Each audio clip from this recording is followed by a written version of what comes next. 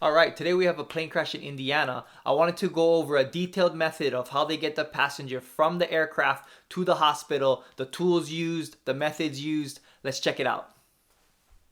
Okay, February 21st, 2022, a 83-year-old pilot, Floyd Hollandbeck, broke his leg and had serious facial injuries. You can see this aircraft here is, in pretty bad shape.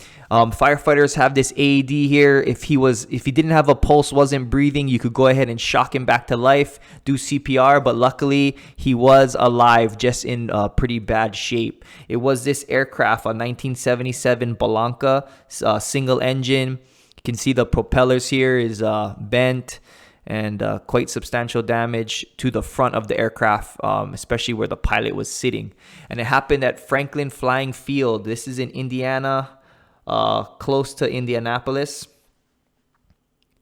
And the aircraft went flying and crashed west of the north edge of the runway. So somewhere in these fields here, you could tell from all that mud that the plane was sitting in. So fires on scene, they have their different medical bags. There's different gauze and bandage and different things because he has that facial injury. You want to make sure that his airway is clear and he's breathing, and then also check his circulation, make sure he has a pulse.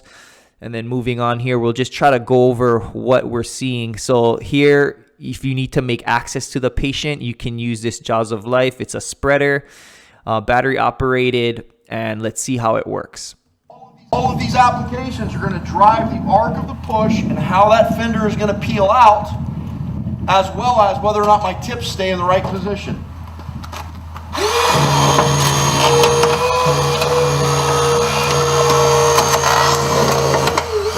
So you can see how strong those spreaders are, and they're getting lighter and lighter as the years go on.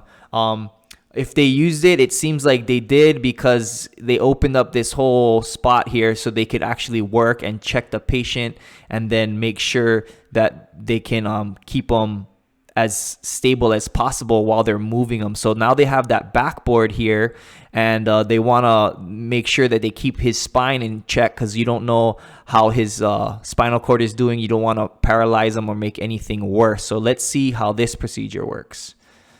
So you're going to go ahead, put the C-collar on, make sure his neck and everything is stable, keep him in line. This person back here is holding on to that stable C-spine. And then you're going to go ahead and turn the body around. Now, these are all cars, obviously, but pretty similar with an aircraft. Everyone's working together. You can see they're keeping him nice and stable.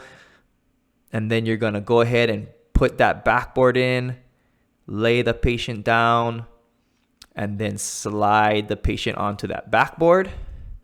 And then once they have him on the backboard, you can see they're now carrying him out. They're laying him down. They're strapping him all up, making sure that everything is always in line because you don't know what's happening internally. And then bring him out here. And when there's helicopters, it's probably a serious injury. A lot of personnel around trying to help. And they're going to go ahead and package him and fly him out. They went to the Methodist hospital in Indianapolis. So hopefully that pilot is okay. Please subscribe if you like this content. So I hope you enjoyed that scene breakdown. If you want to support the channel, I'll put it in the links below. This is Arfad Amkioni. I'll see you guys next time.